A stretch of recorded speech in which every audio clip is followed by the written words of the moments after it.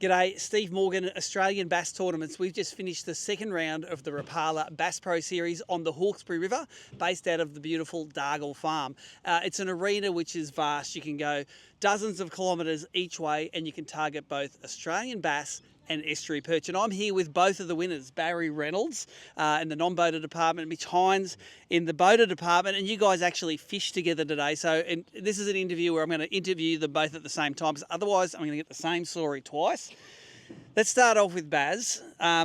You've won from the front of the boat before, but you've relegated yourself to a non-boater, and you're talking about retirement, and we were saying it was going to be maybe nice to win one of these before you retire, and what happened? You got yourself a trophy. Yeah, unbelievable, isn't it? But I mean, it's when you're in a cowie, it's all relevant to what the boaters can do for you. And I mean, I had two great boaters this weekend. I mean, Mitch is unbelievable, man. I haven't seen anyone fish like him before. He was a legend out there. He knew exactly what he was doing, exactly where the fish were, and exactly what you had to do to catch them. And bang, you know, first time I've ever caught estuary perch.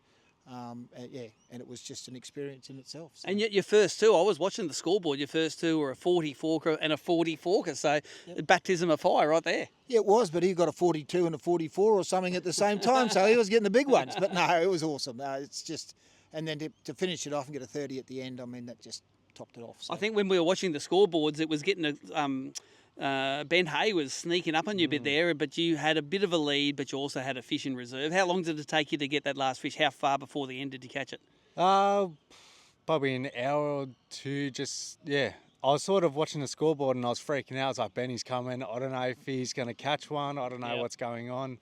So, and then I wanted to have a couple more spots just to finish up on and try to pull that bigger just to lock me in. Yep. And then I had motor problems and then I was like, okay, this is us done. Yep. And then get back to the finish. Yeah, my whole drive home, I'm just looking at his scoreboard and I'm freaking out. I'm like, he could come back, but yeah, it was good to get it done. There was.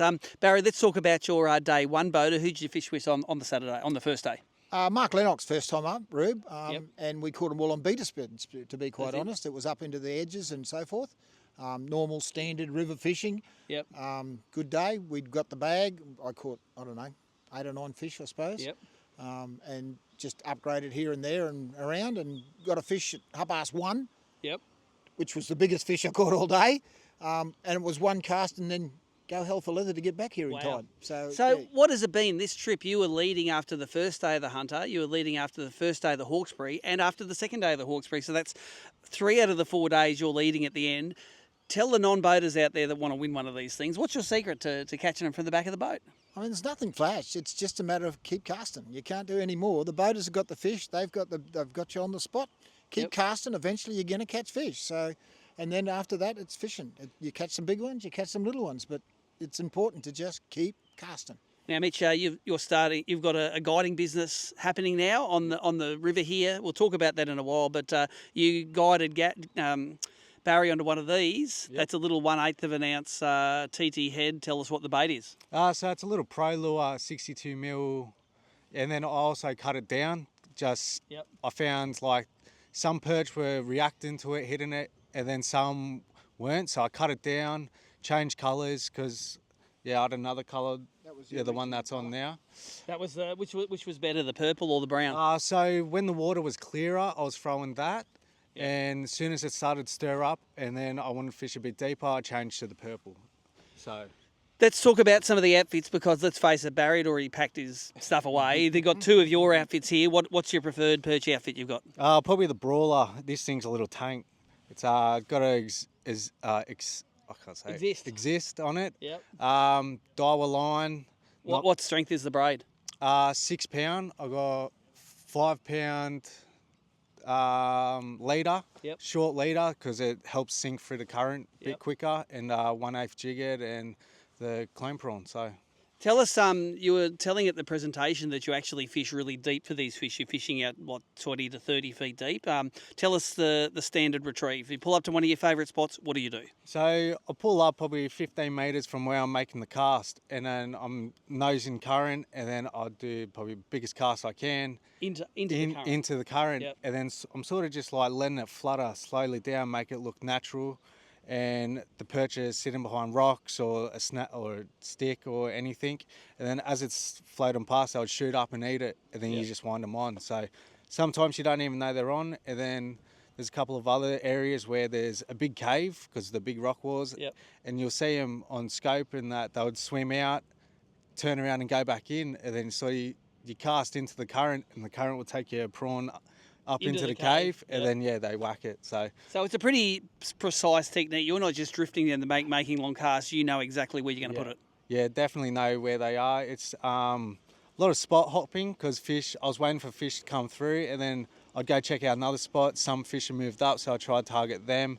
And then if they weren't there, I'd spend a couple of minutes and I'm gone. And yeah. So where does an estuary perch live most of its life? They're out in the deep water and they come up to feed, or do they live shallow and they come down to feed? How does it work?